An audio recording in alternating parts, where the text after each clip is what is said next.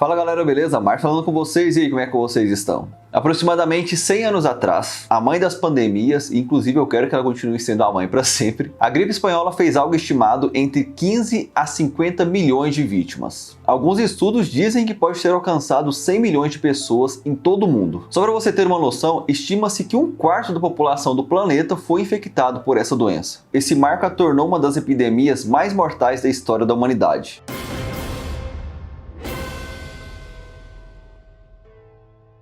A gripe espanhola foi a primeira de duas pandemias causadas pelo influenza vírus H1N1. A segunda ocorreu em 2009. Na gripe espanhola, apenas no Brasil, foram algo em torno de 300 mil mortos, incluindo o presidente da época, que nem sequer chegou a tomar a posse da presidência. Morreu em 15 de novembro de 1918. Por que essa pandemia se chama gripe espanhola? Isso aconteceu porque na época a pandemia recebeu inicialmente maior atenção da imprensa na Espanha que no resto do mundo, já que o país não estava envolvido na guerra e não tinha censura. A Espanha teve um dos piores surtos iniciais da doença. Por conta disso, as autoridades tentaram chamar a pandemia de apenas gripe, para evitar o pânico entre a população.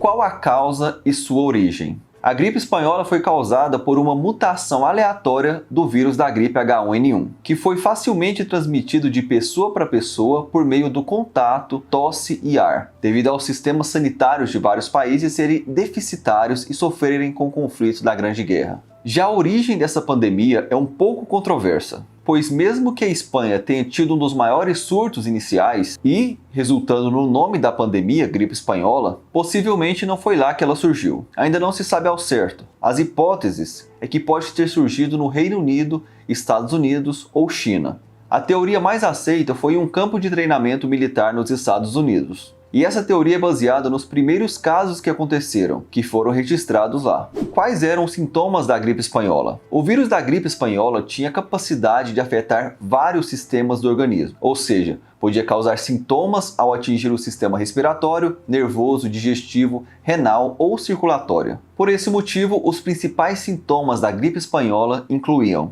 dores musculares e nas articulações, intensa dor de cabeça, insônia, febre acima de 38 graus, cansaço excessivo, dificuldade para respirar, sensação de falta de ar, inflamação da laringe, faringe, traqueia e brônquios, pneumonia, dor abdominal, aumento ou diminuição dos batimentos cardíacos, proteinúria, que é o aumento da concentração de proteína na urina, e nefrite. Após algumas horas do surgimento dos sintomas, os pacientes com a gripe espanhola podiam apresentar manchas marrons no rosto, pele azulada, tosse com sangue e sangramentos pelo nariz e orelhas.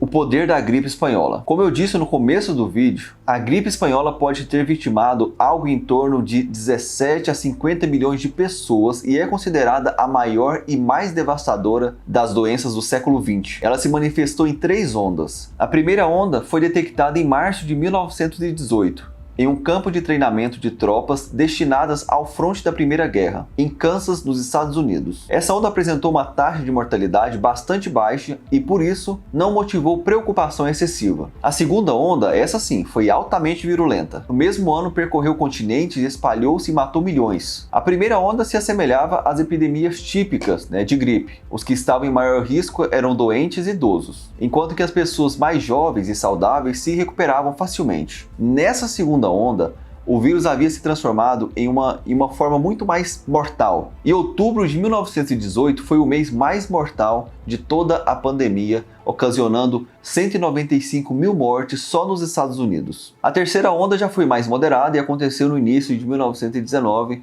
resultando em casos mais baixos em relação às outras.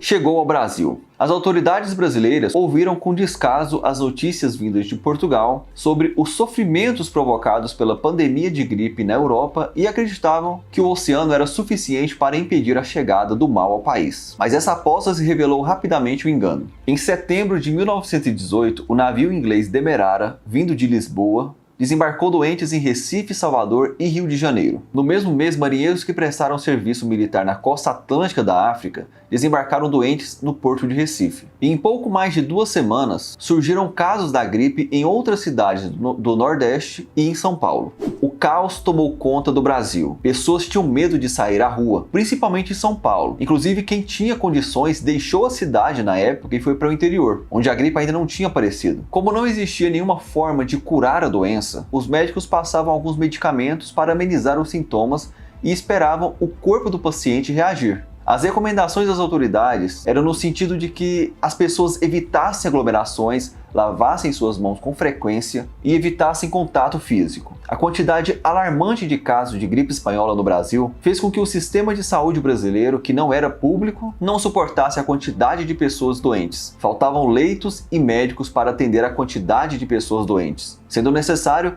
improvisar leitos e hospitais para o atendimento das pessoas. Para evitar que a doença se alastrasse mais ainda, a ordem das autoridades foi a de determinar o fechamento de bares, fábricas, estádios, escolas e teatros. A quantidade de casos não afetou apenas os hospitais. Os mortos causados pelo vírus extrapolou a capacidade de enterros que os cemitérios locais poderiam realizar. Não havia caixões suficientes, galera. Foi algo realmente muito sério. O fim da pandemia. Depois que a segunda onda letal aconteceu no final de 1918, novos casos caíram abruptamente para quase nenhum depois do pico da segunda onda. Só para você entender, na Filadélfia, 4.597 pessoas morreram na semana que terminou em 16 de outubro. E em 11 de novembro, a gripe quase desapareceu da cidade. A explicação mais plausível para isso foi que o vírus sofreu uma mutação extremamente rápida para uma estirpe menos letal, né?